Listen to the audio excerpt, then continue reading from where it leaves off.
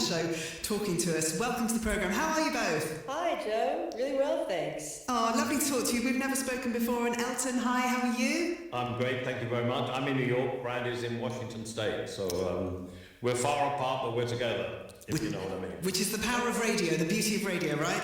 Yeah, exactly. So, Brandi, first question. You watched the documentary Elton John, Never Too Late, which is coming out, which is out, and you wrote this song with the same name. So, I just want to know from you about the process. What prompted this? Well, I saw a really early rough cut of the documentary, and, you know, I fell in love with Elton John as an 11-year-old, and I had quite a worrying obsession with him all throughout my teenage years, to my parents' report. And so seeing a lot of that archival footage and just kind of seeing this broad overview of Elton's life and what it's come to with his beautiful family and all of his accomplishments really inspired me to make that song, you know, about the incredible life of Elton John. And at what point did you present it to Elton, and and what was Elton's reaction? Well, there's that nervous moment when you set a lyric in front of Elton John and you don't know what will happen, and it's the first time that I've ever done that.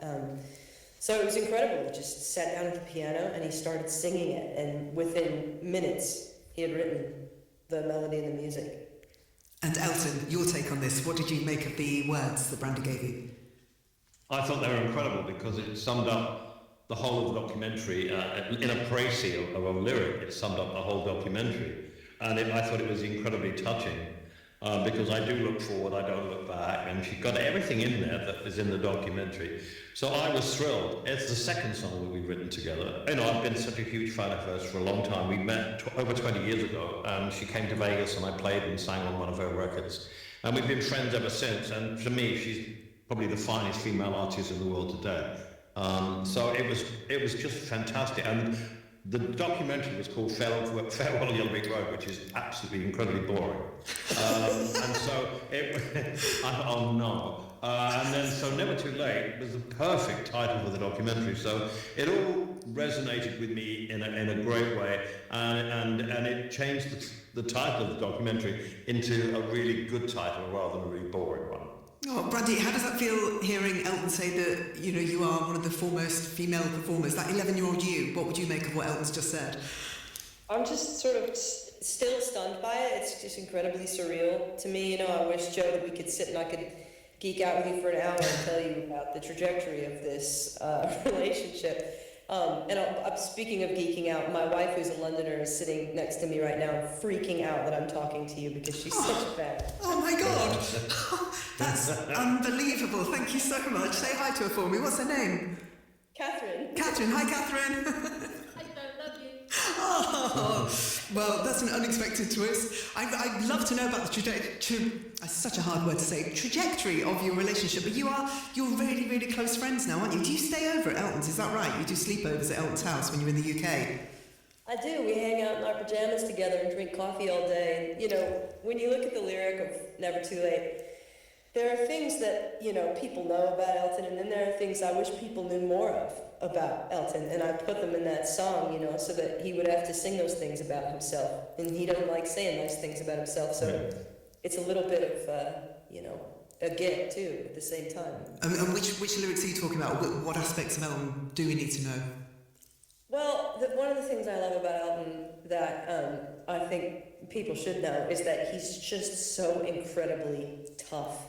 He just refuses to waver, and with everything that's come at him in his life and everything that he's been through, he's probably one of the strongest, most rugged guys I've ever met, you know? And I think oftentimes people can get a bit bogged down in the stereotypes of us gays, and people need to know how like tough Elton is. But the other thing that people need to know is that he refuses to look back at anything, and every time we talk, he's like, what's going on? What's new?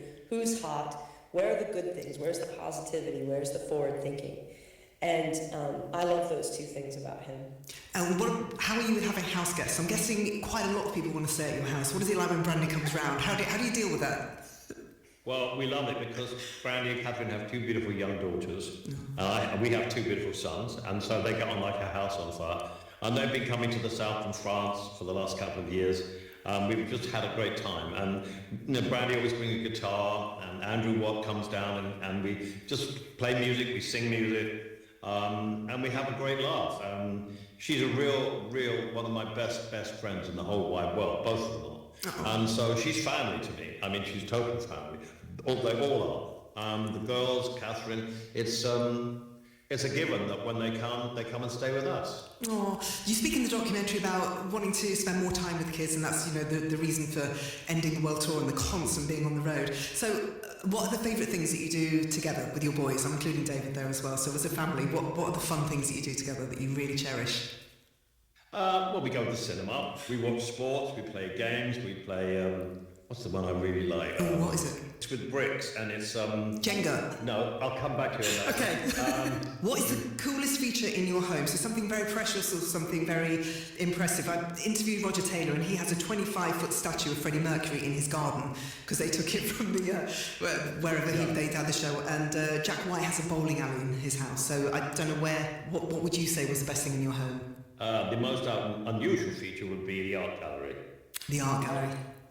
Yeah. What's your favourite thing in the art gallery? God knows it. You have to change it all the time. Yeah. We change all the photographs and the paintings around all the time. So it's just wonderful because I had nowhere to put my paintings and photographs before. So we knocked down all the garages and built the art gallery, which is far more useful. And Brandi, for you, what's the best thing in your home? Probably an original Joni Mitchell painting that she gave me on my 40th birthday. Gosh, that's precious, very precious. The documentary is incredibly for anybody, and like you, Brandi, Elton and I have loved your music from day one, and it's really moving watching the film. I was very moved seeing the early days when you were talking about your parents and how abusive that relationship was, and hearing it from you was different to watching Rocket Man. So thank you for being so raw and open and honest in the documentary, and then this incredible musical education that you had, being on the road with the likes of the Ink Spots and Platters and Patti LaBelle, and you say that you've always been obsessed with music, right? And that is still relevant today. Yes, absolutely. Yeah. I agree with you totally. I love all sorts of music. So, and I've got one mind on your question and one mind on the bloody game that I'm supposed to be talking up with. Rummy Club. Rummy Club. Rummy Club. Right. I've never heard of it. Rummy. It's fantastic. It's the best game out there, and it's so evil as well. And my kids are so good at it. They beat us every time. It's a mathematical game, and it's just brilliant. So there you go. Okay, all right. I've got 4 kids, so we're going to investigate that, and we shall play that, and we'll say Elton brought it into our lives. Okay, back onto the music, because you do Rocket Hour, and I have so much respect for everything you've done, because you're bringing new artists constantly to people's attention, but you also talk to those artists. And I just want to know what you get out of the conversations that you have with the new artists, because they're so excited to be talking to you, but you also seem excited. Yeah, I am, because the artists I talk to, I really love what they're doing, and I hope to become friends with them. For example, last night in New York, we had a screening of the documentary, and Alison Pontier came, who I love, and I've played on my show, and Brandi's now become friends with her, and she's doing Brandi's festival in Mexico at the beginning of next year, and I'd never met her before, so it was so great to meet her. And I've become friends with Rina Sawayama. I love the Linda Lindas, Chaperone. I FaceTime her every week. It's just lovely to give those people some encouragement and watch them grow. They can't grow overnight, and yes, you can just give them a helping hand. Like Elton is one of my favourite things in the whole wide world, and so I've had him on my show a couple of times. It gives me adrenaline. It's the kind of adrenaline I had when I was 20, and I don't have that in my body now because I'm in my 70s. But the young musicians and the young music, Humble the Great is one of my favourites. Have you played him? No, I haven't. No. Obviously, I play new music as well on the show, so I'm writing all these down.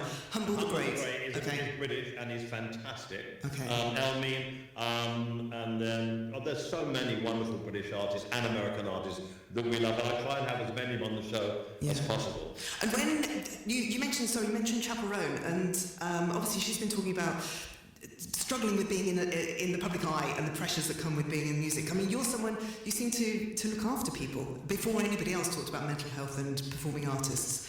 Is that? I can put my arm around her and calm her down and just say, listen, it's fine. It's new for her, although she's been around for a while. She made a record about 6 years ago. She was signed to Atlantic Records, and then they dropped her, and so that's why she still got on stage, because she's got the experience of all this work coming up to being famous. But I think she's a young girl who's not used to this sudden explosion. Lollapalooza, for example, in Chicago, where they had the biggest crowd ever for her. And it's great to see. I saw her at the Brixton Academy. It was wonderful to see such a great artist. Wonderful. I love you both. Thank you so very much. All right. Thank you, gorgeous girl. Take care. Lots of love. Bye. Bye. Bye. Bye to you all.